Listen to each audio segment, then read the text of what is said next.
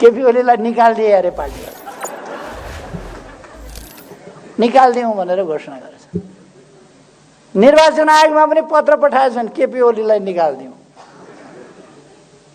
निर्वाचन आयोगका आयुक्तज्यूहरू कति दिन हाँस्नुभयो मलाई थाहा छैन। केपी ओलीलाई निकालिदिए अरे पार्टीबाट, जसको कटेर उसको पुच्छर बाहिर हो। हाम्रो पार्टीको बैठकमा उपस्थित नभएर हराएका केही मान्छेहरूले एउटा सभा गरेछन्। त्यहाँ एक थरीले एउटा नारा लगाए, अर्को थरीले अर्को नारा लगाए, त्यही ठ्याकठुक पर्न थाल्यो। जाम कहाँ भएको रहेछ, खिया कहाँ लागेको रहेछ, दुईटा नटबल्टु फेर्दाखेरि गाडी आउँछ। हामीले फेरेको पनि होइन, आफै फुक्ले नटबल्टु। खिया लागेका दुईटा नटबल्टु फुक्लिया थियो, पार्टी गति साथ अगाडि गयो। सुन्तला खानुपर्छ भने सुन्तला घारीतिर पो जानुपर्छ, सल्लाह घारीतिर जाने।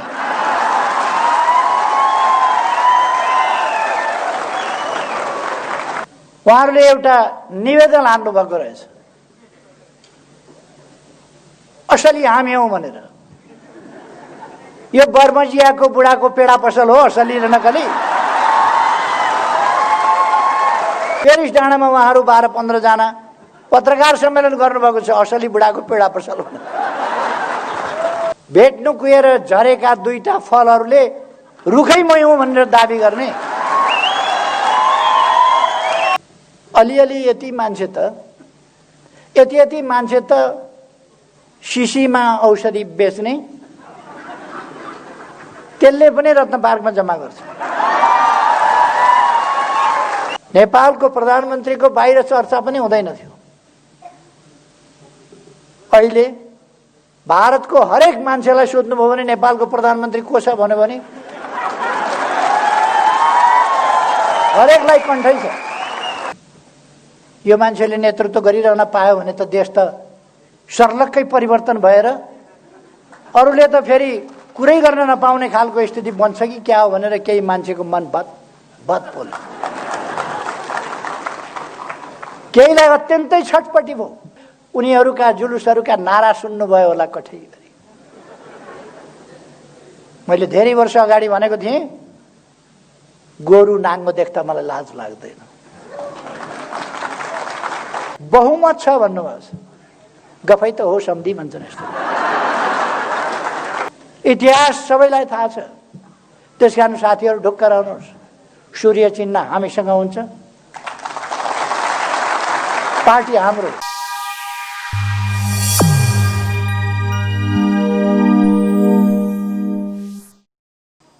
आज इस्वी सन् 2021 को दोस्रो दिन, भर्खरै हामी नयाँ वर्षमा प्रवेश गरेका छौँ।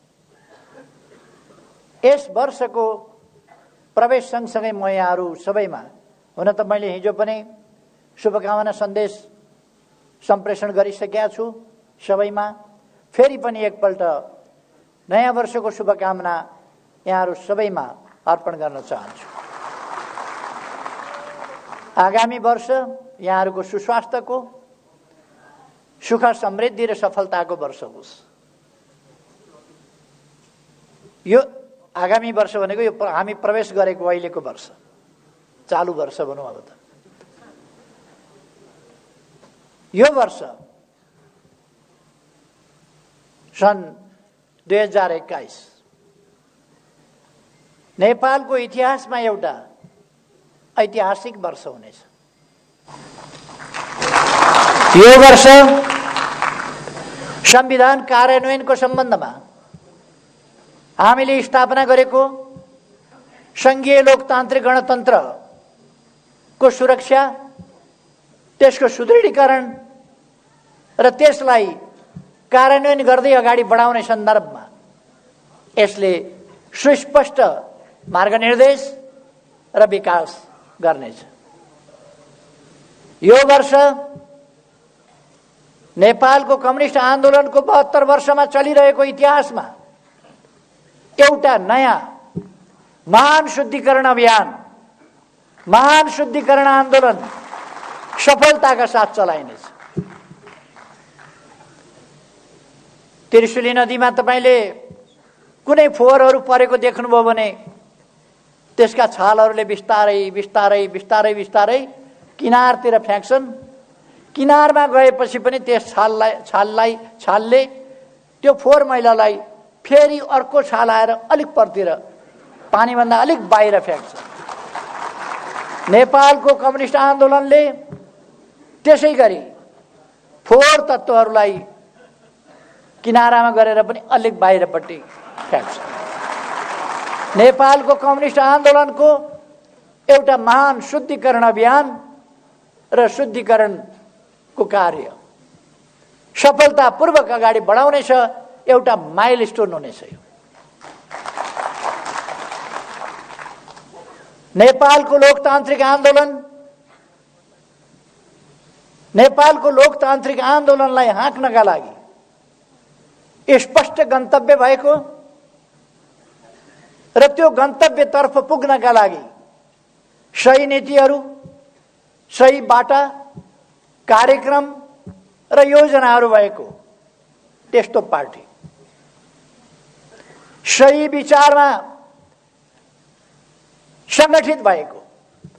संगठन भनेको के? सही विचारमा संगठित भएको। अस्ति हाम्रो पार्टीको बैठकमा उपस्थित नभएर हराएका केही मान्छेहरूले एउटा सभा गरेछन्। त्यहाँ एक थरीले एउटा नारा लगाए, अर्को थरीले अर्को नारा लगाए, त्यही ठ्याकठुक पर्न थाल्यो। दुईटा दर्शन ढुङ्गा ठोकिए जस्तो झल्याक झुलुक हुन थाल्यो त्यहाँ। अहिले नै यस्तो छ उहाँहरूको।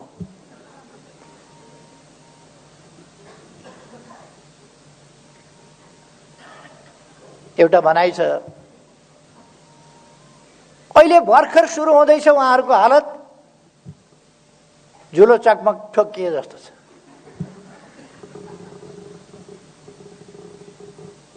माथिका नेताहरूको ध्यान जम्मा जम्मी कुर्सीमा छ, पदमा छ। पद चाहिएको थियो भने त बैठकमा आउनु पर्थ्यो, यता लाग्नु पर्थ्यो, पाउने ठाउँमा लाग्नु पर्थ्यो। सुन्तला खानुपर्छ भने सुन्तला घारीतिर पो जानुपर्छ, सल्लाह घारीतिर जाने।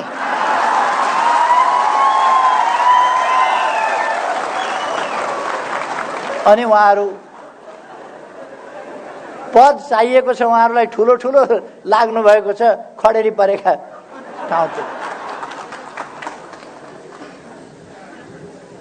खैर, यो वर्ष सन् 2021 कोभिडमाथि हामीले नियन्त्रण पाउनेछौँ, कोभिडलाई पराजित गर्नेछौँ, पार्टीलाई सुदृढ बनाउनेछौँ, पार्टीलाई व्यापक बनाउनेछौँ र एउटा आँधी तुफानको रूपमा हाम्रो पार्टी अगाडि आउनेछ।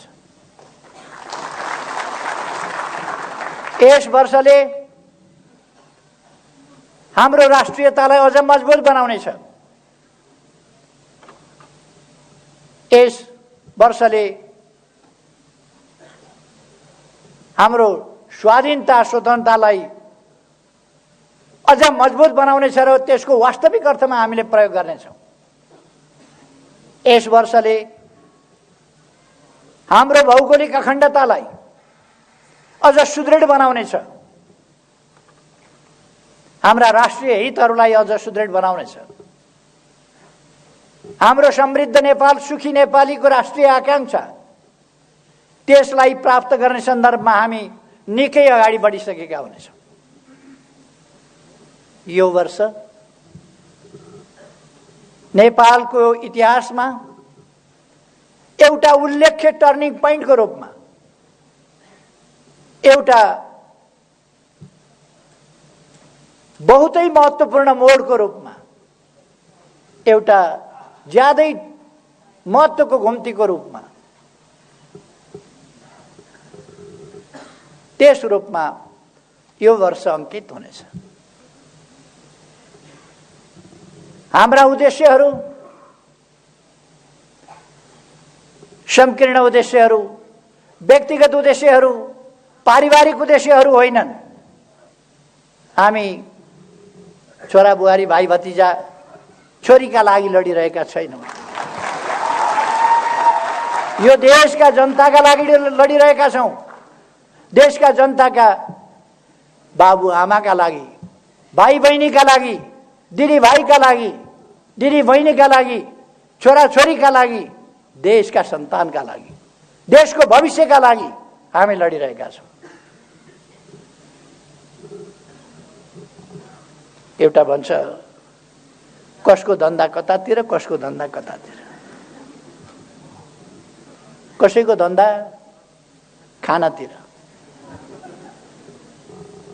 अचम्म लाग्छ। तर साथीहरूलाई म भन्न चाहन्छु, तपाईहरुले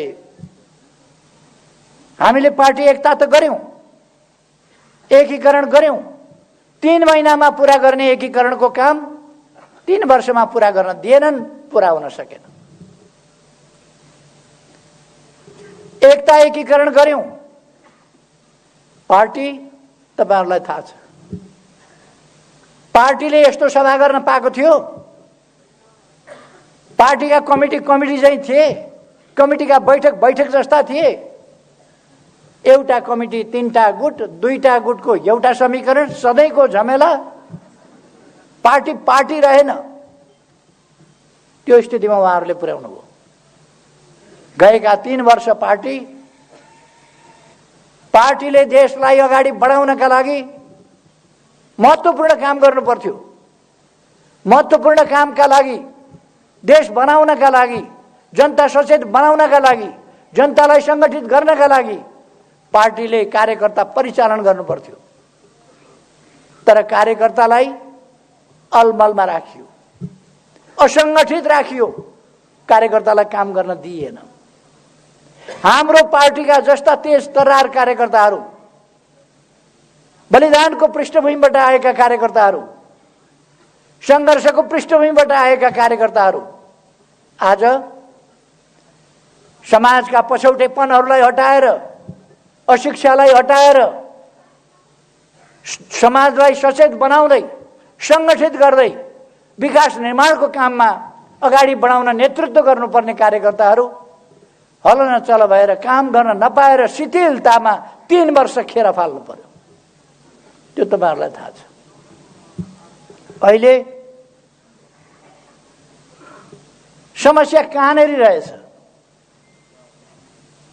जाम कहाँ भएको रहेछ, खिया कहाँ लागेको रहेछ। 2टा नट बल्टु फेर्दाखेरि गाडी आउँछ। हामीले फेरेको पनि होइन, आफै फुक्ले नट बल्टु। खिया लागेका 2टा नट बल्टु फुक्लिया थियो। पार्टी गति साथ अगाडि गयो।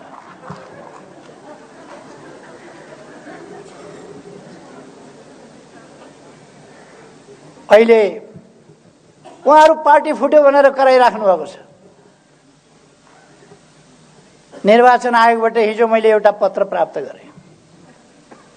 उहाँहरूले एउटा निवेदन हाल्नु भएको रहेछ, असली हामी हौं भनेर। यो बर्मजियाको बुढाको पेडा पसल हो, असली र नकली। असली बुढो मै हुँ, असली बुढोको पेडा पसल भनेर टाँगेर अहिले पेरिस डाँडामा उहाँहरू 12-15 जना पत्रकार सम्मेलन गर्नुभएको छ। असली बुढाको पेडा पसल भनेर। पेडा पसल हो यो, असली। हामी असली हौं, पार्टी हाम्रो हो, हामी नै असली हौं, सूर्य चिन्ह हामीलाई दिनु होला। निवेदन हाल्नु भएको छ। निर्वाचन आयोगले मलाई जानकारी हिजो दियो, यस्तो निवेदन हालेका छन् भनेर। जसको घर हो ऊ निवेदन हाल्न जान्छ, मेरो घर हो भनेर। जसको जमिन हो ऊ मेरो जमिन हो भनेर जान्छ। जसको गाडी हो उसले यो मेरो गाडी हो भनेर निवेदन हाल्न जानुपर्छ? हामीले बनाएको पार्टी। त्यसकारण हामी निवेदन हाल्न गइरहनु पर्ने आवश्यकता छैन। हामी विधिसम्म ढङ्गले, लोकतान्त्रिक ढङ्गले, संविधानसम्म ढङ्गले, पार्टीको विधान अनुसार, पार्टीको नियमावली अनुसार, देशको कानुन अनुसार पार्टी सञ्चालन गरिरहेका छौँ। अब भेट्नु कुहेर झरेका दुईटा फलहरूले रुखै मै हुँ भनेर दाबी गर्ने,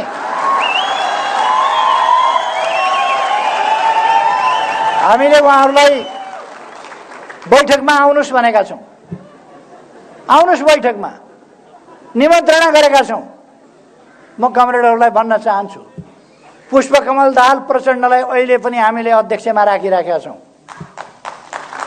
माधव नेपाल, झलनाथ खनाललाई वरिष्ठ नेतामा राखिराखेका छौँ। अरू पनि केही साथीहरू आउनुभएको छैन अहिलेसम्म बैठकमा। कारणहरू होला, आउनु होला।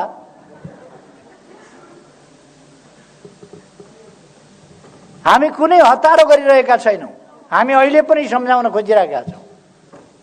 पेरिस डाँडामा पत्रकार सम्मेलन चल्दैछ अहिले। यति गते यहाँ जाने, यति गते यो भेला गर्ने, सर्वदलीय भेला, सर्वदलीय भेटघाट, सर्वदलीय बैठक, प्रदेश स्तरीय भेला। अलिअलि यति मान्छे त, यति मान्छे त शिशीमा औषधि बेच्ने, त्यसले पनि रत्न पार्कमा जम्मा गर्छ। उहाँहरूको हालत अब त्योभन्दा बढी हुनेवाला छैन। रत्न पार्कमा शिशीमा औषधि बेच्ने, टाउको दुखेको, पेट दुखेको, कम्मर दुखेको, गानु गोला भएको, जुकाम खाँसी पिनास परेको, गलेका खसखस, सबैको औषधि उहाँहरू अब रत्न पार्कमा मान्छे जम्मा। उहाँहरूको हालत त्यही हो। किन उहाँहरूसँग राजनीति छैन। उहाँहरूको एजेन्डा देश होइन, उहाँहरूको एजेन्डा जनता होइन, उहाँहरूको एजेन्डा लोकतन्त्र होइन, उहाँहरूको एजेन्डा संविधान संशोधन होइन, उहाँहरूको एजेन्डा संविधानको रक्षा पनि होइन। यी सबै भन्ने कुरा हो। संविधान संशोधन गरे बापत उहाँहरूलाई कत्रो पीडा छ। नक्सा देशको छापे बापत कत्रो पीडा छ। देशमा विकास हुँदा उहाँहरूलाई कत्रो छटपटी छ। उहाँहरूको एजेन्डा यो होइन। उहाँहरूको एजेन्डा सपना फेरि कत्रो देखेको, अचम्म लाग्छ। कार्की बेङ्केटमा जानुभएछ, खानपिन यसो गर्नुभयो होला। केपी ओलीलाई निकालिदिउँ भनेर घोषणा गर्नु। केपी ओलीलाई निकालिदिए अरे पार्टीबाट, निकालिदिउँ भनेर घोषणा गरेछ। निर्वाचन आयोगमा पनि पत्र पठाएछन्, केपी ओलीलाई निकालिदिउँ। निर्वाचन आयोगका आयुक्तज्यूहरू कति दिन हाँस्नुभयो मलाई थाहा छैन। केपी ओलीलाई निकालिदिए अरे पार्टीबाट। जसको कटेर उसको पुच्छर बाहिर हुने।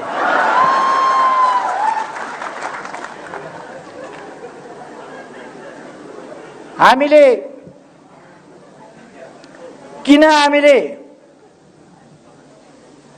संसद विघटन गर्नु पर्यो, प्रतिनिधि सभा किन विघटन गर्नु पर्यो? प्रतिनिधि सभामा जति काम गर्न सकिन्थ्यो प्रतिनिधि सभाबाट गर्न दिइएन, सबैलाई थाहा छ। सरकारले जति काम गर्न सक्थ्यो गर्न दिइएन। सरकारले जे काम गरेको थियो त्यो प्रचारित हुन पाएन। कतिसम्म भनेको तपाईहरुले सुनिहाल्नुभयो। धरहरा बनाएको केपी ओलीले होइन, इन्जिनियरले हो भनेछ। इन्जिनियरले धरहरा बनाउँदैन, डकर्मीले बनाउँछ। फेरि मैले सम्झाइदिएँ अस्ति। यो धरती बनाउने श्रमजीवी जनता हो। धरहरा पनि श्रमजीवी जनताले बनाएका हुन्, रानीपोखरी पनि श्रमजीवी जनताले बनाएका हुन्। तर अगुवाई कसैले गरेको हुन्छ। होइन भने शिलान्यास गरेर इँटा राखेर ढुङ्गा राखेर छोडेको रानी पोखरी इँटामा लेउ लागिराखेको थियो। फेरि म फर्केर आउँदा लिडरसिप नभए डकर्मीले मात्रै बनाउन पाउने भएदेखि त बनाउँथे होला नि, तर बनाउन लिड त गर्नु पर्यो कसैले। म आएपछि त रानी पोखरी बन्यो, यहाँहरूले देख्नुभयो। अस्ति धरहराको 22औं तलाबाट काठमाडौँ यस्तो देखिन्छ भनेर अखबारमा मैले यसो फोटो हेरेको थिएँ। 22औं तलाबाट यस्तो देखिन्छ। धरहरा 22औं तलाबाट खिचेको फोटो पुरानो हो र? पुरानो धरहरा त 22 तला थिएन। अहिले धरहरा 22 तला त बनिसकेछ, होइन र? 22 तला त बनि नै सकेछ, जहाँ पत्रकार गएर फोटो खिचे काठमाडौँको। अर्थात् उहाँहरूलाई गरेको काम पनि भएको काम पनि भयो भन्न नसक्ने, देख्दा छातीको साइज उत्रै छ, चित्तभित्र मान्छे हेर्दा साइज सानो छैन, तर चित्त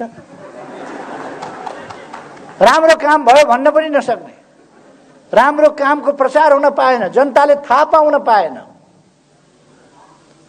यस बीचमा असाधारण प्रगति भएको छ। दुनिया आश्चर्यचकित हुने गरी ठूलो आर्थिक वृद्धि दर, विश्वका 10वटा देशहरू जसले तीव्र आर्थिक वृद्धि दर गरे त्यसमा नेपाल पर्यो। 10वटा मध्ये मानव विकास सूचकाङ्कमा अगाडि बढ्दै जाने, तीव्रताका साथ अगाडि बढ्ने देशमा नेपाल गनिएको छ। आज विश्वमा नेपाल कहाँ छ? कतिले नेपाल सुनेका थिएनन्, नेपाल कहाँ छ थाहा थिएन। अहिले नेपाल कहाँ छ थाहा छ। नेपालको प्रधानमन्त्रीको बाहिर चर्चा पनि हुँदैन थियो। अहिले भारतको हरेक मान्छेलाई सोध्नुभयो भने नेपालको प्रधानमन्त्री को छ भन्यो भने हरेकलाई कण्ठै छ। अन्तर्राष्ट्रिय मञ्चहरूमा हामी चिनिन थालेका छौँ, सुनिन थालेका छौँ। हाम्रा दृष्टिकोणहरू सुनिन थालेको छ, हाम्रा दृष्टिकोणहरूको सराहना गर्न थालिएको छ। तपाईहरुलाई थाहा छ, भारतका प्रधानमन्त्री मोदीजी आउनुभयो। मोदीजीले समृद्ध नेपाल, सुखी नेपालीको तपाईहरुको राष्ट्रिय आकांक्षा बिल्कुल सही छ, यो सफल होस् त्यसका लागि हामी मद्दत गर्छौं भन्नुभयो। भारतका प्रधानमन्त्रीलाई नेपालको राष्ट्रिय आकांक्षा, नेपालले पुग्न खोजेको गन्तव्य थाहा छ। चिनिया राष्ट्रपति आउनुभयो, उहाँले भन्नुभयो समृद्ध नेपाल, सुखी नेपालीको राष्ट्रिय आकांक्षा पूरा गर्न हामी पनि मद्दत गर्छौं। एकदम सही आकांक्षा हो तपाईहरुको, सही गन्तव्य हो। तर प्रचण्ड, माधव नेपाल, झलनाथ खनालहरूलाई यो राष्ट्रिय आकांक्षा थाहा भएको कहिल्यै बोल्या सुन्नुभएको छ तपाईहरुले? यो राष्ट्रिय आकांक्षासँग उहाँहरूको वैरभाव किन? हरेक नेपालीले बोल्नुपर्ने कुरा होइन यो, तर बरु अरूले बोल्लान्। एउटा भनाइ छ नि, ढुङ्गो बोल्ला उ बोलेन। ढुङ्गो बोल्ला उहाँहरू बोल्नु, किनभने उहाँहरूलाई चित्त दुख्छ यसको जस, यसको श्रेय कसैलाई जान्छ कि भनेर। हामी श्रेयका लागि काम गर्दैनौं, जसका लागि काम गर्दैनौं। मलाई जस श्रेय केही चाहिएको छैन, तर देशमा काम हुनु पर्यो, विकास हुनु पर्यो, मेरो आकांक्षा थियो। नेपाली जनताले पाइरहेको दुःख अन्त्य हुनु पर्यो। नेपाली जनता भोकै प्यासै बस्न पर्ने स्थितिको अन्त्य गर्नु पर्यो। हामी गर्न सक्छौं। यो 1 वर्ष हामीलाई कोभिड-19 ले दुःख दियो। हाम्रो अर्थतन्त्र, हाम्रा विकासका प्रयासहरूमा, हाम्रा शिक्षाको क्षेत्रमा, हाम्रा स्वास्थ्यका क्षेत्रमा हामीले कठिनाइको सामना गर्नु पर्यो। विकास निर्माणको कामलाई गतिसाथ अगाडि बढाइरहेको ठाउँमा कोभिड-19 ले हामीलाई अलिकति धक्का दियो, तर हामी फेरि पनि यसलाई नियन्त्रण गर्छौं। मैले भने यसै वर्ष यसलाई नियन्त्रण गरेर हामी अगाडि बढ्छौं। हामी अहिले तपाईहरु अनुमान गर्न सक्नुहुन्छ, कम्बोडियाले प्लेन चार्टर गरेर सायद आइपुग्यो होला औषधि। कम्बोडियाले प्लेन चार्टर गरेर हामीलाई औषधि सहयोग गर्दैछ। हामीले मागेर होइन, आफ्नै तर्फबाट उहाँहरूले नमागिकन सहयोग गर्दै हुनुहुन्छ। अथवा हाम्रो अन्तर्राष्ट्रिय मित्रता यस प्रकारको छ। हाम्रो चीनसँग, भारतसँग सम्बन्ध अझ प्रगाढ हुँदै गएको छ। तपाईहरुलाई बताऊं, 3 दिन अगाडि मात्रै हाम्रो ऊर्जा सचिवको नेतृत्वमा टोली भारत गयो र त्यहाँ अगाडि नै सम्झौता भएको। एउटा त शारदा ब्यारेज बनेको, शारदा नहर चलेको 1928 देखि, अथवा 92 वर्षदेखि चाँदनी दोधाराको सिरानबाट शारदा क्यानल बगेको थियो। चाँदनी दोधाराले पानी पाएको थिएन।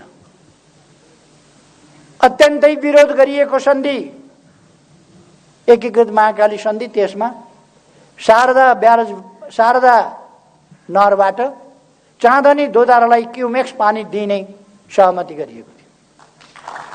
तर अहिलेसम्म सरकारहरू 25 वर्षै सरकारहरू चल्दा कुनै सरकारले त्यो सम्झौता पल्टाएर यो पानी चाहियो भनेर भन्न हिम्मत गरेका थिए। अस्तिका दिन 6 महिनाभित्र अब शारदा ब्यारेजमा, शारदा क्यानलबाट हेडवर्क बनाउन थालिने र काम अगाडि बढाइने, अब चाँदनी दोधाराले सिँचाइ पाउने सहमति भएको छ। अब हामी नहर बनाउँछौं, चलाउँछौं। विकास निर्माणका लागि हामीले विभिन्न आईसीपी तपाईहरुले सुन्नुभएको छ, इन्टिग्रेटेड चेकपोस्टहरू हामीले वीरगञ्ज, विराटनगर, भैरवा विभिन्न ठाउँमा चलाएका छौं, नेपालगञ्जमा चलाइरहेका छौं र त्यही कुरा हामी चाँदनी दोधारामा पनि चलाउँदैछौं। रक्सोलबाट काठमाडौँ रेल आउने कुरा तपाईहरुले सुन्नुभएको छ, सर्वे भइसकेको छ। केरुङबाट काठमाडौँ रेल आउने, त्यो पनि तपाईहरुले सुन्नुभएको छ। देश सुरुङ मार्गमा प्रवेश गरेको छ, सुरुङ खनिन थालेको छ। अब सुरुङ कस्तो हुन्छ भनेर यसो हेर्न मन लाग्यो भने, पिकनिक जान मन लाग्यो भने यसो घुम्दै जाउँ न मोटरबाइकमा, सुरुङ कस्तो हुँदो रहेछ भन्यो भने थानकोट जानुभए हुन्छ। अब हामी सुरुङ हेर्न विदेश जानु पर्दैन, यही थानकोटमा हेर्न सक्छौँ। अब टोखा छ अरे सुरुङ मार्ग निर्माण हुनेवाला छ। बेत्रावतीबाट स्याप्रो बेसीसम्म सुरुङ मार्ग निर्माण हुनेवाला छ। यस्ता थुप्रै कामहरू भइरहेका छन् तराईको सिँचाइका लागि। सुनकोशी मरिन डाइभर्सन, त्यसको अब ठेक्का लाग्ने स्थितिमा पुगेको छ। टनेल बनाएर पानी लाने, बिजुली निकाल्ने। हुलाकी राजमार्गको चर्चा धेरैले गरे, बनाउन हामी नै चाहियो। हामीले हुलाकी राजमार्ग बनायौं। अरूका समयमा तराई डुबानमा पर्यो, हामीले वार्ता गरेर डुबान खोल्यौं।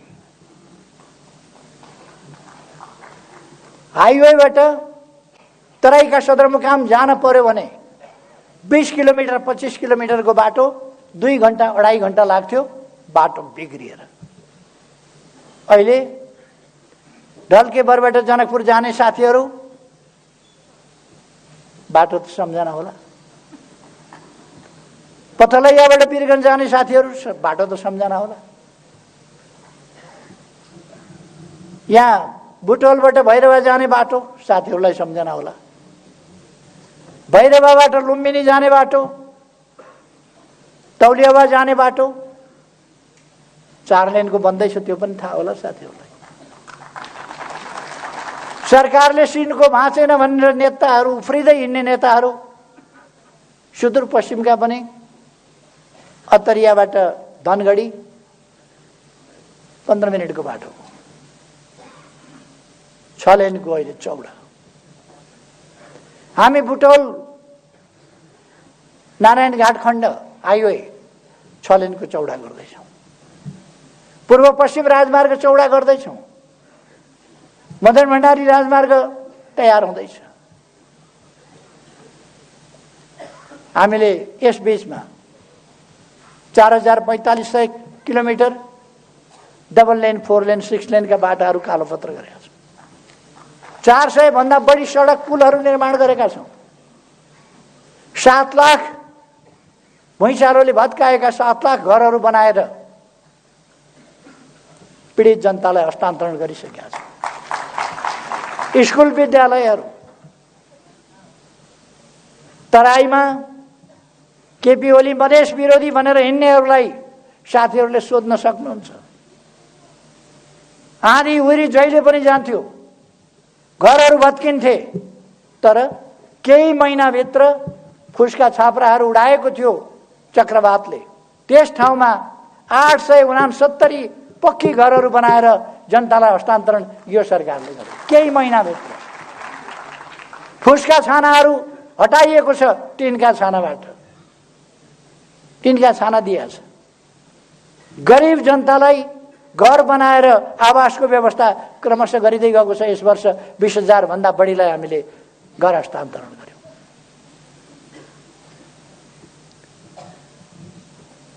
यो मान्छेले नेतृत्व गरिरहन पायो भने त देश त सर्लक्कै परिवर्तन भएर अरूले त फेरि कुरै गर्न नपाउने खालको स्थिति बन्छ कि क्या हो भनेर केही मान्छेको मन बद पोल्यो।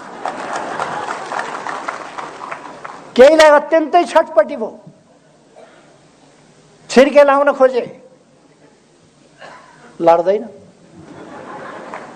अल्झाउन खोजे, अल्झिँदैन।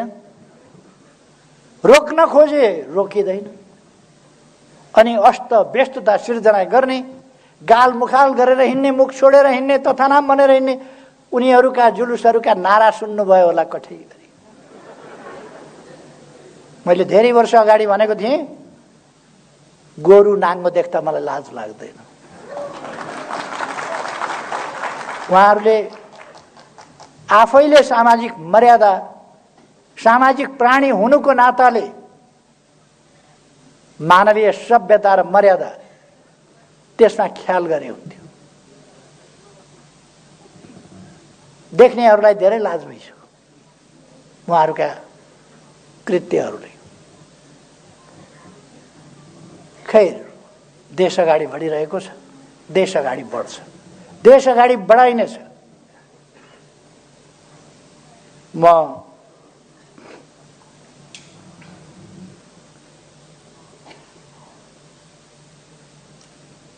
अर्को एउटा कुरा भनौँ। प्रतिनिधि सभा विघटन गरेर नयाँ जनादेशका लागि जाने सिफारिस मैले किन गर्नु पर्यो? किनभने लोकतन्त्र खतरामा पर्यो, संविधान खतरामा पर्यो, स्थिरता र स्थायित्व खतरामा पर्यो। उहाँहरूको योजना के? जाली समाचारहरू केही पत्रिकाहरूमा, आजको पत्रिकामा पनि जाली समाचार छपाएको छ फ्रन्ट पेजमा। मान्छेहरूलाई भड्काउनका लागि झुटा समाचारहरू प्रायोजित ढङ्गले आफूलाई स्थापित हुँ भन्ने दैनिकहरूले छापेका छन् फ्रन्ट पेजमा। फलानासँग सल्लाह गरेर विघटन गरेका थिए, पुनर्स्थापना भयो भने फलानालाई प्रधानमन्त्री बनाउँछु भन्यो। पुनर्स्थापना हुने कुरा आयो कहाँबाट? पुनर्स्थापना कसले हुन्छ भन्यो? पुनर्स्थापना हुन्छ भनेर अलिक दिन कार्यकर्ता झुक्क्याउन उहाँहरूले भन्नु होला, 2-4 मान्छेहरूलाई झुक्क्याउन। पुनर्स्थापना हुँदैन।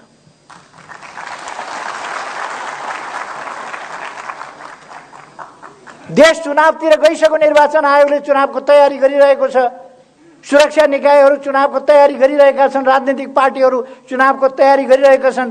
जनता ताजा जनादेश दिएर यस्ता तत्त्वहरूलाई होइन, स्वच्छ तत्त्वहरूलाई, स्वच्छ व्यक्तिहरूलाई, देशलाई माया गर्नेहरूलाई, छलकपट नगर्नेहरूलाई ताजा जनादेशका साथ एउटा यस्तो सशक्त प्रभावकारी पार्लियामेन्ट बनाउने गरी मतदान गर्न चाहन्छ।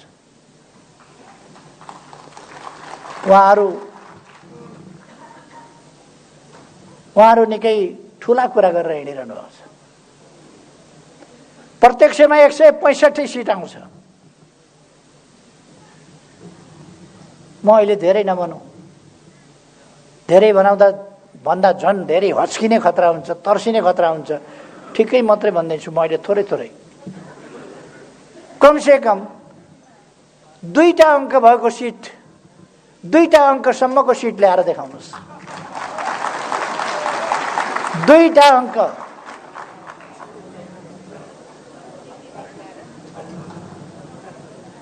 तर त्यस स्थितिमा उहाँहरू पुग्नुहुन्न, उहाँहरू फर्किनुहुन्छ, छनक पाइसक्नु उहाँहरूले। त्यसकारण उहाँहरूलाई ठाउँ राखेका छ हामीले। केन्द्रीय कमिटीमा उहाँहरूको ठाउँ छँदैछ जस्ताको तस्तै। यति हो, अब फर्किएर फेरि उपद्रव मचाउन पाइँदैन। अब फर्किँदा उहाँहरूलाई थानकोमा राखिनेछ, थानकोमा बस्नुपर्छ, पार्टी झैँ काम गर्नुपर्छ, पार्टीको नेता झैँ बोल्नुपर्छ, पार्टीको कार्यकर्ता झैँ बोल्नुपर्छ। अनेकता र गुटबन्दी गर्न पाइँदैन। त्यसकारण अब गुटबन्दीलाई हामीले बिदा गर्यौं। व्यक्ति फर्किए पनि प्रवृत्ति फर्कन दिइने छैन। व्यक्ति फर्किए पनि अब गुटबन्दी फर्किन दिइने छैन। हामीले जब देश अप्ठ्यारोमा पर्यो, देश सङ्कटतिर लान चाहनुभयो उहाँहरूले, दलभित्रैबाट दलको नेतालाई थाहा छैन, प्रथम अध्यक्षलाई थाहा छैन, प्रधानमन्त्रीलाई थाहा छैन, हस्ताक्षर बोकेर कहिले राष्ट्रपति कहाँ पुगेका छन्, कहिले कतातिर पुगेका छन् हस्ताक्षर बोकेर। थैलोमा हस्ताक्षरको प्रति लिएर, कागज लिएर कुदेका छन्। केन्द्रीय कमिटीको बैठक बोलाउनु पर्यो, कामरेडहरू सही गर्नुहोस् भनेर। केन्द्रीय कमिटीको बैठक बोलाउन सही गर्नुपर्छ, बोलाइहालिन्छ नि केन्द्रीय कमिटीको बैठक। केस बहानामा सही गर्न लाउनु भयो। अनि उहाँहरूले पेश गर्न चाहिँ अविश्वासको प्रस्तावका लागि पेश गर्दा चाहिँ विशेष अधिवेशन बोलाउनका लागि भनेर पेश गर्नुभयो, जुन कुरा झुटो हो। सांसदहरूलाई त्यसरी सही गराएको थिएन उहाँहरूले। उहाँहरू भनिरहनु भएको छ, दाबी गरिरहनु भएको छ, हामीतिर बहुमत छ। पखुन त वैशाख 17 गते र 27 गते हेरौँ बहुमत कता रहेछ। बहुमत हेरिहेरौँ, कसले कसलाई निकालेछ, को चाहिँ पार्टीबाट निक्लिएछ वैशाख 17 र 27 गते हेरिहालौँ न। म हाम्रा युवाहरूलाई आग्रह गर्न चाहन्छु, हाम्रा नवयुवाहरूलाई आग्रह गर्न चाहन्छु, तपाईहरुले धेरै बाँच्नु छ। यो देश बिग्रिन दिनु हुँदैन। यो देश केही मान्छेहरूका गलत प्रचार, गलत उद्देश्यका प्रचारहरूमा यो देशलाई जान दिनु हुँदैन, अलमल्न दिनु हुँदैन र हाम्रा युवाहरू अलमलमा पर्नु हुँदैन। युवाहरू अब देशलाई जोगाउने कुरामा सही विचार बोकेर, सही ढंगले मन मस्तिष्कमा देशलाई राखेर अगाडि बढ्नुपर्छ। अहिले हाम्रा केही मित्रहरूले, उहाँहरूले देशमा अस्थिरता, अनुशासनहीनता, अराजकता, पार्टीभित्र तपाईहरु विचार गर्नुस् त, प्रथम अध्यक्षको विरुद्ध, प्रधानमन्त्रीका विरुद्ध के बोलेर हिँड्नु भएको थियो उहाँहरू यी 3 वर्ष? पार्टीको पक्षमा बोल्नुभयो, सरकारको पक्षमा बोल्नुभयो, राम्रो कामको पक्षमा बोल्नुभयो? बोल्नु भएन। अराजकता, अनुशासनहीनता, हानिकारक। अघि कमरेड बादलले भन्नुभए जस्तै उहाँहरू प्रतिगमनकारी क्रियाकलाप गरिरहनु भएको थियो र प्रतिगमनतर्फको यात्रा गरिरहनु भएको थियो र खास प्रतिगमनको तयारी गरिरहनु भएको थियो। हामीले प्रतिगमन रोक्नु थियो, त्यसलाई ब्रेक लगाउनु थियो, आन्दोलनलाई भिरबाट तल खसाल्न खोज्नुभएको थियो उहाँले, त्यसलाई रोक्नु थियो, हामीले स्टियरिङ सोझ्याउनु थियो, हामीले स्टियरिङ सोझ्याएका हौँ, अरू केही होइन। उहाँहरूले 2/3 लगभग भएको पार्टी फुटाउने, 2/3 लगभग भएको पार्टी तोड्ने अनि विभिन्न तत्त्वहरूसँग भित्री साँठगाँठ गरेर अनि जोडजाम गरेको पुतली सरकार बनाउने, जोडजामको टाला जोडेको पुतली सरकार, आफ्नो 2/3 को लगभग 2/3 को सरकार ढाल्ने, पार्टीको एकता भताभुङ्ग पार्ने अनि विभिन्न रङ्गी बिरङ्गी तत्त्वहरू जोडेर सरकार बनाउने अनि हर्स ट्रेडिङको खेल सुरु गर्ने, सधैँ अस्थिरता, सधैँ सरकार बनाउने र ढाल्नेको चक्रव्यूहमा देशलाई फसाउने, जनतालाई निराश पार्ने, विकासलाई अवरोध गर्ने, यही उहाँहरूका प्रयासहरू। ती प्रयासहरूलाई रोक्नका लागि, त्यता देशलाई जान नदिनका निम्ति, हर्स ट्रेडिङको राजनीति फेरि फर्किन नदिनका निम्ति देशमा जनताको इच्छा अनुसारको सरकार, जनताको इच्छा अनुसारको काम गर्ने सरकार, देशलाई माया गर्ने सरकार, अरूबाट सञ्चालित होइन, आफै आफ्नो देशका लागि आफै सञ्चालित हुने सरकार, जनताको इच्छा अनुसार, जनताको आदेश अनुसार, जनताको मनोभावना अनुसार राष्ट्रिय हितलाई केन्द्रभागमा राखेर चल्ने सरकार, त्यो चाहिएको हुनाले जनताले कतिपय ठाउँमा संविधान संशोधनको माग गरिरहेका छन्, तर संसदमा सरकारले निर्णयका लागि पेश गरेका प्रस्तावहरू प्रस्तुत हुँदैनन्। सभामुखले 3वटा अधिवेशन भए, 3वटा अधिवेशन अगाडि सरकारले राखेका प्रस्ताव निर्णयार्थ प्रस्तुत हुँदैन। 3 वर्ष अगाडिदेखि राखेका प्रस्तुत गरेका विधेयक समितिमा लगेर अल्झाइदिएको छ। समितिबाट अगाडि बढ्दैन, किनभने सरकारलाई असफल देखाउनु। त्यस प्रकारको स्थितिबाट देशलाई अगाडि बढाउनका लागि, लोकतान्त्रिक विधिबाट देशलाई अगाडि बढाउनका लागि, अस्वस्थ षड्यन्त्रको चक्रव्यूहमा देशलाई फस्न नदिनका लागि यो प्रतिनिधि सभा विघटन र नयाँ निर्वाचनको घोषणा गर्नु पर्यो।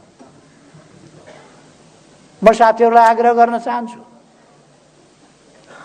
प्रतिनिधि सभा पुनर्स्थापना हुन्छ कि? कतिपयले कुप्रचारहरूको भ्रममा परेर अथवा असरमा परेर आशंका गरिरहनु भएको देखिन्छ, कहीँ पुनर्स्थापना हुन्छ कि? 2/3 झन्डै 63-64% को प्रतिनिधित्व सर्वसम्मतिले गरेको प्रधानमन्त्री म, दलको नेता म, 64% को दलको नेताले म सरकार चलाउन ताजा जनादेश चाहियो भनेपछि कहाँ विकल्प छ र पठाउने? पुनर्स्थापना गरेर कहाँ पठाउने? फेरि म चलाउन भन्दैछु, जो दलको नेता हुँ, जोसँग लगभग 2/3 छ, उसले ताजा जनादेश चाहियो भन्दैछ, अनि अरूले घरवाला भन्दैछ छानो चुयो अर्को बनाउँछु भनेर, छानो भत्कायो, पुरानै छानो चाहियो भनेर छिमेकी कराउँछ बा? हुन्छ कहीँ त्यो? पुरानो भयो छानो, चुयो, चुएको छानोले खाट कता सार्ने, सिर कता बोकेर कुद्ने। त्यसकारण कुहेको छानोले भएन, नयाँ छानो भत्काइयो, नयाँ हालिँदैछ, पुरानै छानो फर्किन्छ, पुरानै खरका टुक्रा खोज्न जाऊ, हुने कुरा होइन यो। अर्को कुनै विकल्प छैन। प्रधानमन्त्रीले विघटन गर्ने संविधानमा कतै उल्लेख छैन भने आज धारा 76 को उपधारा 7 मा प्रधानमन्त्रीको सिफारिसमा राष्ट्रपतिले प्रतिनिधि सभा विघटन गरी नयाँ प्रतिनिधि सभाको निर्वाचनका लागि मिति तोक्नेछ भन्ने उल्लेख छ संविधानमा। अनि किन छैन? उहाँहरूको भनाइ होला, कसैले भन्ला धेरैवटा पार्टी मिलाएर सरकार बनाउने, जतिवटा पार्टी मिलाए पनि बाँकी रहेको 36% होइन, 36%ले बन्छ सरकार। सरकार बन्ने ठाउँै छैन। त्यो मास्तिरका अप्सनहरू, पहिले यो सरकार 2 अनुसार बन्यो, त्यसपछि यो सरकार 76-1 को सरकार बन्यो एकीकरण भएपछि। पहिले गठबन्धनको सरकार बनेको थियो, त्यसपछि एकल पार्टीको बहुमतको सरकार बन्यो। पहिले संविधानको धारा 76 को 1-1-2 अनुसार बनेको थियो यो, पछि एकीकृत भएपछि 1 अनुसार बन्यो। 1 अनुसारको बहुमतको सरकारले विघटनको सिफारिस गरिसकेपछि उसले चलाउन्न यो सरकार, यो प्रतिनिधि सभा भएन, यसबाट देशलाई अगाडि बढाउन सकिँदैन। राष्ट्रको बाँकी अवधि 1.5 वर्ष होला, 2 वर्ष होला, त्यो बाँकी अवधि खेर फाल्नु हुँदैन। त्यसकारण बाँकी अवधि खेर फाल्न नदिनका लागि, झमेलायुक्त स्थिति अन्त्य गर्नका लागि, काम गर्नै नसक्ने नपाउने व्यवधानयुक्त अवरोधयुक्त अन्त्य गर्नका लागि, अवस्थालाई अन्त्य गर्नका लागि हामीलाई नयाँ ताजा जनादेश चाहियो। त्यसकारण यो फर्किने सम्भावना छैन। मुद्दा लड्न त पाइयो, मुद्दा त मान्छेले लड्लान्, मुद्दा लड्नु एउटा कुरा हो, तर प्रधानमन्त्रीको अधिकार प्रयोग गरेर यस विघटनको सिफारिस गरिएको। यही कुरा केही दिन अघि, केही महिना अघि बेलायतका प्रधानमन्त्री बोरिस जोन्सनले अटेरी गर्ने 21 जना सांसदलाई बर्खास्त गरेका थिए। त्यसपछि संसद विघटन गरेका थिए र नयाँ जनादेशमा गएका थिए। अत्यधिक मजाले बहुमत ल्याएर फेरि प्रधानमन्त्री। म साथीहरूलाई भन्न चाहन्छु, यस्ता दृष्टान्त थुप्रो छन्। इजरायलमा पनि अहिले संसद विघटित अवस्थामा छ। यो संसद प्रतिनिधि सभा प्रधानमन्त्रीले विघटन गर्न सक्छ। संसदीय व्यवस्था भएका देशहरूको यो स्वाभाविक अभ्यास हो। त्यसकारण म साथीहरूलाई भ्रममा नपर्न आग्रह गर्न चाहन्छु। साथीहरूले सुन्नुभएको होला, हल्ला सुन्नुभएको होला, हाम्रै हो हाम्रै हो, सूर्य चिन्ह पनि पार्टी पनि यताउता। धनगढीमा पार्टीका खातामा कार्यकर्ताहरूले दुःख गरेर 30 लाख जम्मा गरेर रहेछ। एउटा मान्छे गएर छलछाम जालझेल टिक्रम गरेर त्यो 30 लाख अस्ति नै चट बनाइदिइसकेछ। यिनीहरूको ध्यान कहाँ छ भन्दाखेरि ब्याङ्कमा राखेका पैसामा ध्यान छ। कार्यकर्ताले पसिनाका थोपा थोपा बनाएर गरेको पार्टी कार्यालयमा छ। कार्यकर्ताले बडो मुस्किलले पैसा जोडेर, कसैले डोनेसन गरेर किनेको वा डोनेसन गरेर दिएको जमिनमा छ। कसको ध्यान कहाँ, कसको ध्यान कहाँ?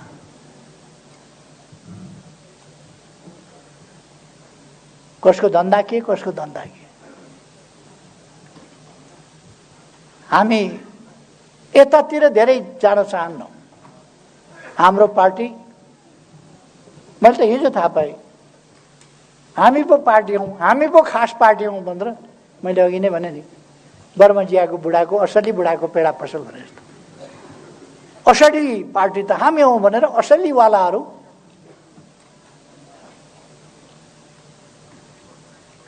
एकपल्ट चार्ली च्याप्लिनको क्यारिकेचर गर्ने कम्पिटिसन भएछ। कसले क्यारिकेचर गर्ने सबभन्दा राम्ररी चार्ली च्याप्लिनको भनेर। त्यहाँ केही प्रतिस्पर्धीहरू भए, जसमध्ये 4वटा चाहिँ फाइनल राउन्डमा गए। फाइनल राउन्डमा जाँदा चार्ली च्याप्लिन चाहिँ परेनछ।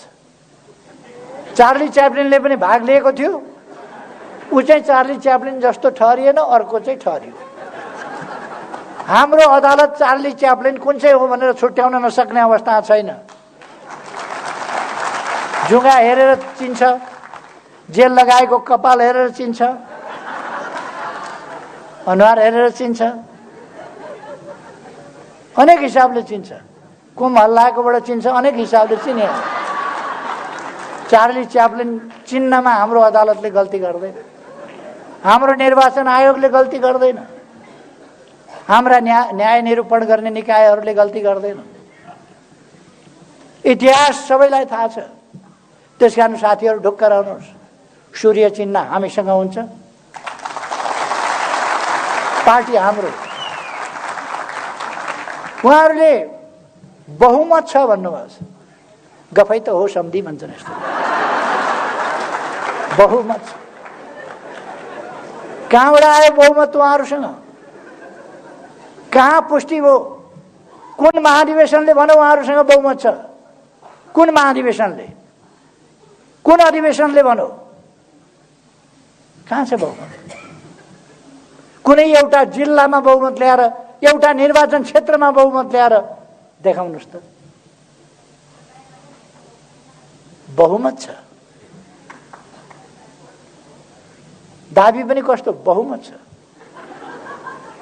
रेस्लिङ खेलमा कहिले कहिले देखिन्छ त्यो रेस्लरहरूले लड्नु ओर्नु कता हो कता पहिले नै त्यो हुन्छ नि लाउने, त्यो चाहिँ खोसेर लिएर लगाइहाल्छ। अनि जब रेस्लिङको कोर्टमा जान्छ, अर्काले मुक्का दिएपछि अनि रिङ आउट। उहाँहरूको त्यस्तै हो, पहिले नै माला लाउन थाल्नु। बहुमत छ, कहाँ पुष्टि गर्नुभयो बहुमत? कहाँबाट आयो बहुमत? कसले दियो बहुमत? कुन कार्यकर्ताले? तपाईँहरूले भोट हाल्नुभयो? तपाईँहरू गल्ती गरेर पनि भोट हाल्नुहुन्छ तिनलाई? बहुमत कहाँबाट आयो? कसले भनिदियो? घरमा भने? खैर, म साथीहरूलाई एकदम ढुक्क रहन आग्रह गर्न चाहन्छु। यो 21औं शताब्दीको 21औं वर्ष। मैले सुरुमै भने यस देशका लागि, यो विश्वका लागि पनि एउटा असाधारण ऐतिहासिक वर्ष हुनेछ। त्यसै गरेर यस देशका निम्ति यो उल्लेख्य ढङ्गले असाधारण र ऐतिहासिक वर्ष हुनेछ। हामी अब चुनावको अभियानमा जुटौँ, हाम्रा कमिटीहरू चुस्त दुरुस्त बनाऊ, धुलो लागेको छ भने त्यसलाई झड्काड फर्काड गरौँ, अगाडि बढौँ, आँधी तुफान भएर अगाडि बढौँ, बाढी झैँ अगाडि बढौँ हामी। त्यसपछि यस्ता गफहरू आँधीले बगाएर लान्छ, बाढीले बगाएर लान्छ। यी गफहरूका पछाडि हामीलाई अल्झनु छैन। त्यसकारण म साथीहरूलाई आग्रह गर्न चाहन्छु, तपाईहरु दृढताका साथ अगाडि बढ्नुहोस्। उहाँहरूले कहिले कहिले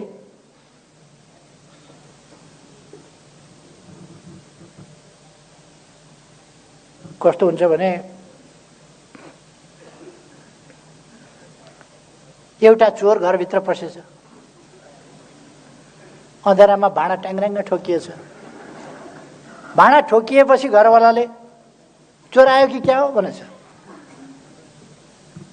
म्याउ गरेछ चोरले। ए बिरालो पो रहेछ भन्यो घरवालाले। एकछिनपछि फेरि यसो चल्ने बित्तिकै अँध्यारो थियो, फेरि भाँडा त ट्याक्राक ठोकिने मात्रै होइन, धेरै गर्लाम मुर्लुम भएपछि उठेर हेर्दा त के को बिरालो हुनु, म्याउ त गर्दै थियो। तर घरवालाले टर्च बालेर यसो हेर्दा त ढाडे। त्यसको गति के भयो होला तपाईँहरू आफै विचार। खैर, एकछिन अल्मल्याउन खोज्छन्, एकछिन झुक्क्याउन खोज्छन्, अँध्यारोमा भेट्टायो भने म्याउ गरेर उम्किन खोज्छन्। तर म्याउ स्याउ जे गरे पनि उम्किँदैन होइन। यसपल्ट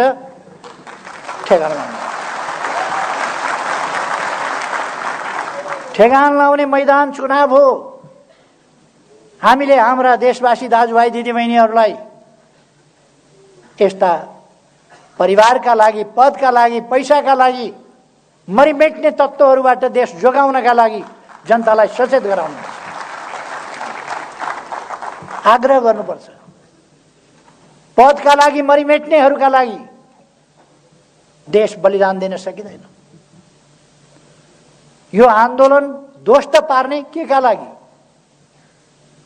आन्दोलन हाँक्ने पार्टी ध्वस्त पार्ने केका लागि? अघि नै साथीहरूले भन्नुभयो पद चाहियो। पद पनि कुन चाहियो?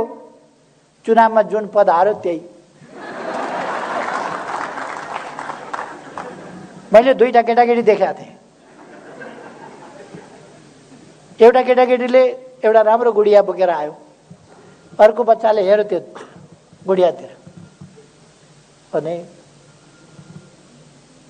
कति राम्रो रहेछ कि तिम्रो खेलौना, एकछिन मलाई सुमसुम्याउन देऊ न, हेर्न देऊ न भने उसले सोझो हिसाबले दियो। दुईटै मिलेर एकछिन खेलेपछि एकछिन पछि उसैले लियो, एकछिन पछि यो त मेरै हो भन्यो। कस्तो प्रचण्डको डुप्लिकेट रहेछ। बच्चै देऊ।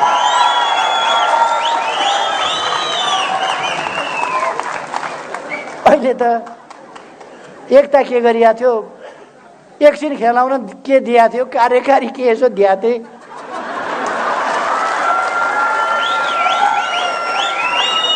सबै मेरो पो भन्न थाल्यो। खैर साथीहरू, आत्मविश्वासका साथ अगाडि बढ्नुहोस्, एकताबद्ध भएर अगाडि बढ्नुहोस्। यति बेला आपसी मनमुटाव, मतभेद आदि इत्यादि कुराहरूमा अल्मलिने होइन। देशलाई ध्यानमा राख्नुहोस्। हाम्रो मन मस्तिष्कमा देश हुनुपर्दछ। यति बेला जनता हुनुपर्दछ, विकास हुनुपर्दछ, उन्नति हुनुपर्दछ, प्रगति हुनुपर्दछ। जनताका कठिनाई हटाउने महान पवित्र उद्देश्य हाम्रो मनमा हुनुपर्दछ। त्यो पूरा गर्नका लागि, समृद्ध नेपाल, सुखी नेपाली बनाउनका लागि अगाडि बढ्ने हाम्रो एकमात्र ध्येय हुनुपर्दछ।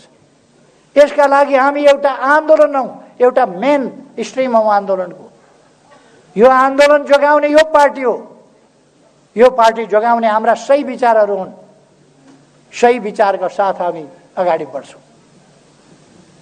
त्यसकारण अलमलमा नपरेर, अलमलबाट साथीहरूलाई मुक्त गरेर, उनीहरूले अलमलमा पारेका त्यस्ता साथीहरूलाई अलमलबाट मुक्त गरेर, भ्रमबाट मुक्त गरेर फर्काउँ। अरू साथीहरूमा दोष छैन, खोट छैन, कमजोरी छ।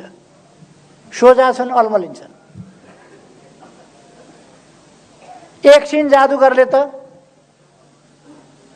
एउटा चिजलाई अर्को देखाउँछ, अर्को चिजलाई अर्को देखाउँछ, एकछिनमा रुमाल देखाउँछ, एकछिनमा अन्डा देखाउँछ। ती कुराहरू सत्य होइन। रुमाल अन्डा हुने होइन, अन्डा रुमाल हुने होइन। यस्तै चटके काम गर्छन् यिनीहरूले। हाम्रा साथीहरूलाई, हाम्रा कमरेडहरूलाई अहिलेसम्म जो अलमलिएका छन्, म उहाँहरूलाई आग्रह गर्न चाहन्छु, फर्किनुहोस्, अलमलमा नपर्नुहोस्, चटकेहरूका फेला नपर्नुहोस्। देश बनाउने महान अभियानमा लाग्नुहोस्, साथै हिँडौँ। देशै एकजुट भएर हिँड्न सक्छ भने, यस पार्टीमा देशै हटाउन सक्छ भने तपाईहरु दुईजना हटाउन नसक्ने के हो त्यो? त्यसकारण म साथीहरूलाई भन्न चाहन्छु,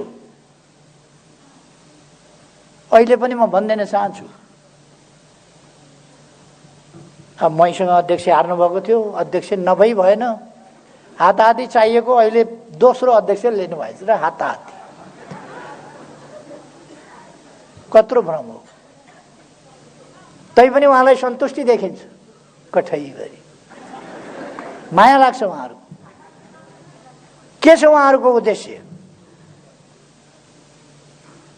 उहाँहरुको उद्देश्य देश बनाउने होइन, यस्ता कुराहरूमा अल्झिनु भएको छ उहाँहरू। इतिहासले के भन्छ?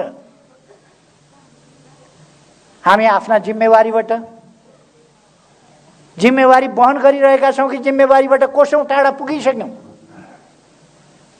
हामी देशको अभिभारा बोकेर हिँडिरहेका छौँ कि स्वार्थका पछाडि कुदेका छौँ? साथीहरूलाई म सम्झिनका लागि, आफै विचार गर्नका लागि अलिकति अनुरोध गर्छु, विचार गर्नुहोस्। विचार गर्नुहुन्न भने लड्नेलाई काँध हाल्न सकिँदैन। कुनै पनि साथीहरूले, कार्यकर्ताले काँध हाल्नु हुँदैन। खैर, अब म धेरै समय नलिउँ। साथीहरू आत्मविश्वासका साथ, उत्साहका साथ अगाडि बढ्नुहोस्। 50 वर्ष अगाडि पार्टी टुक्रा टुक्रामा थियो, आन्दोलन टुक्रा टुक्रामा थियो, लोकतान्त्रिक आन्दोलनको ढाड भाँचिएको थियो, प्रगतिशील आन्दोलनको, वामपन्थी आन्दोलनको ढाड भाँचिएको थियो र ती टुक्रा टुक्रामा थिए। त्यस्तो बेलामा निरङ्कुश राजतन्त्र, निर्दलीय पञ्चायती तानाशाही व्यवस्था, त्यस्तो अवस्थामा आन्दोलन हामीले सुरु गरेका थियौँ। हाम्रो आन्दोलनका दुईटा पक्ष थिए।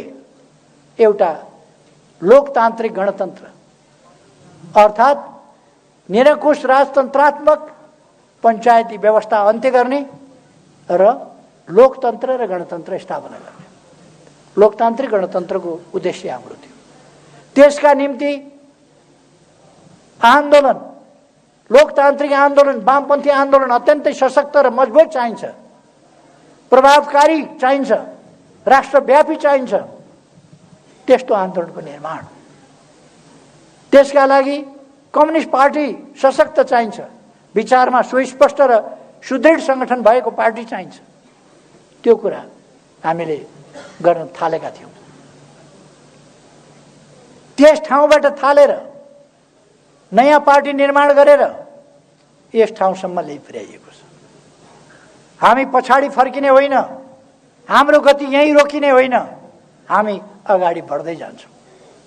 हाम्रो अभियान, हाम्रो आन्दोलन आधा शताब्दीमा हामीले यहाँ ल्याइ पुर्याएका छौँ। यति सशक्त आन्दोलन हिजो त हामी हिम्मत हारेका थिएनौँ। जेलका चिसा छिडीहरूमा, कालकोठरीका छिडीहरूमा हामी हारेका थिएनौँ। हाम्रो हिम्मत हारेको थिएन। एक्लै हुँदा पनि हाम्रो महान उद्देश्यको कारणले हामी भोलि सयौं, हजारौं, लाखौं हुन सक्छौँ भनेर हामी विश्वास गर्थ्यौँ। आज त हामीसँग यत्रो मजबुत पार्टी छ, सही विचार बोकेको पार्टी छ, गन्तव्यतर्फ अगाडि बढेको पार्टी छ। यस्तो पार्टी भएपछि म साथीहरूलाई भन्न चाहन्छु, मुनामदनमा मदनले भने जस्तो तिमीले हाँसे म हाँक्न सक्छु भनेको थिए नि उनले। म साथीहरूलाई भन्न सक्छु, तपाईहरू एकजुट भएर गतिशील ढङ्गले अगाडि बढ्नुहोस्। यस पार्टीको शीर्ष स्थानमा म छु। मैले आन्दोलनलाई तलमाथि पर्न दिन्न, सही दिशामा हाँकेर लिएर जान्छु। तपाईहरू ढुक्क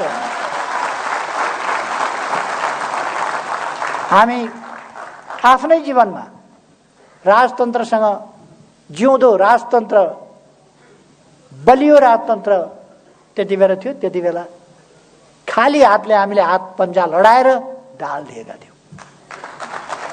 केही नभएका हातहरूले, सशस्त्र हातहरूलाई ढाल दिएका थियौँ।